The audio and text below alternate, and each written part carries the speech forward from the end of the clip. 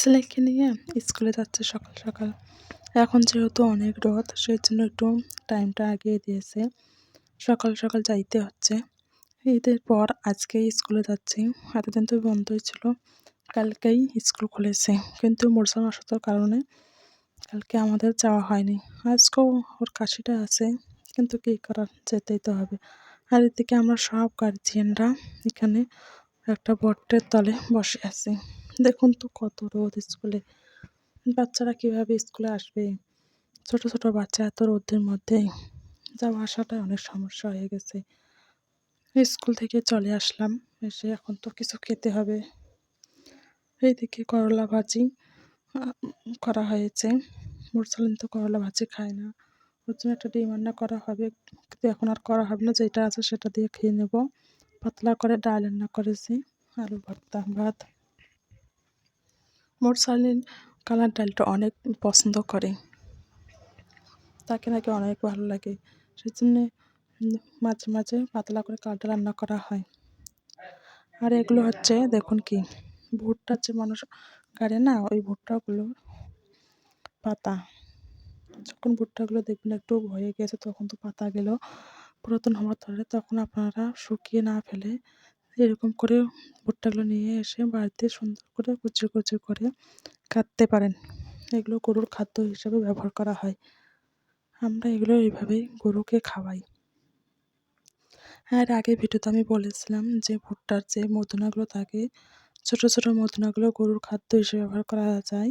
সেগুলোই হলো এগুলো। এগুলো মিল থেকে গুঁড়ো করে নিয়ে এসেছে। দেখুন কতটা সুন্দর হয়েছে, তাই না? এগুলো গরুর জন্য অনেক পুষ্টিকর একটা খাদ্য। যেহেতু আমরা ঈদের জন্য 3টা গরু রেখে দিয়েছি, এগুলোকে আমরা এখন এই খাদ্যগুলো খাওয়াচ্ছি। আমরা চাইলে এভাবেই গরুদের খাদ্য হিসেবে ব্যবহার করতে পারেন। এগুলো গরুর জন্য অনেক উপকারী এবং পুষ্টিকর একটা খাদ্য। আর বাইরের রোদ্দুরটা দেখেন, কতটা রোদ উঠে এসে। ঘর থেকে তো বাইর হওয়াই মুশকিল, এত তাপমাত্রা রোদে কীভাবে বাইর হওয়া যাবে? দেখুন আমাদের বাড়িতে প্রচণ্ড পরিমাণে রোদ, বাইরের গেট পর্যন্ত যাওয়াটা খুবই মুশকিল। যাওয়াই না যায়, মনে হচ্ছে ঘর থেকে বের হয় বন্ধ করে। দেখুন কত রোদ আমাদের বাসায়। যেহেতু বাসার মধ্যে বড় কোনো গাছ নেই, সেই জন্য এরকম রোদ। আর এদিকে আমার চুলাটা এরকম সেরকম তো বেশি রান্না করা এখন হয় না, সেই জন্য আমি পরিষ্কার করে একটা কাপড় দিয়ে ঢেকে রেখেছি। কারণ এখন প্রচণ্ড ময়লা। দেখুন আমার আইপিএসটা প্রত্যেকটা দিন আমি পরিষ্কার করি, আজকে করা হয়নি এখনও। দেখুন কতটা ময়লা হয়ে গেছে। আর যেহেতু গ্রামের বাসা, কারেন্টের যে এত পরিমাণে সমস্যা, সারাদিন মিলেই 1 ঘন্টাও কারেন্ট থাকে না। কারেন্ট যদি না থাকে তাহলে আইপিএস কীভাবে চার্জ হবে? আমার আইপিএসের চার্জও শেষ। এদিকে মুরসালিন ঘুমাচ্ছে, কিন্তু দেখুন আমার ফ্যানটা বন্ধ হয়ে গেল হঠাৎ করে, কারণ আইপিএসের চার্জ শেষ হয়ে গেছে। যাক, সমস্যা নেই।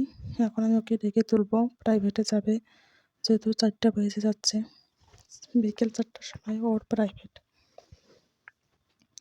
আপনারা আপনাদের বাচ্চাদের একটু ভেতরে ঘরের রুমের ভিতরে রেখে দেবেন, কারণ এখন যে রোদের তাপমাত্রা, বাইরে বের হলেই বাচ্চারা অসুস্থ হয়ে পড়েছে। কারণ আমার মুরসালিন অনেকটা অসুস্থ হয়ে গেছে। আপনাদের বাচ্চার উপর আপনারা লক্ষ্য রাখবেন আর আমার ছেলের জন্য দোয়া করবেন।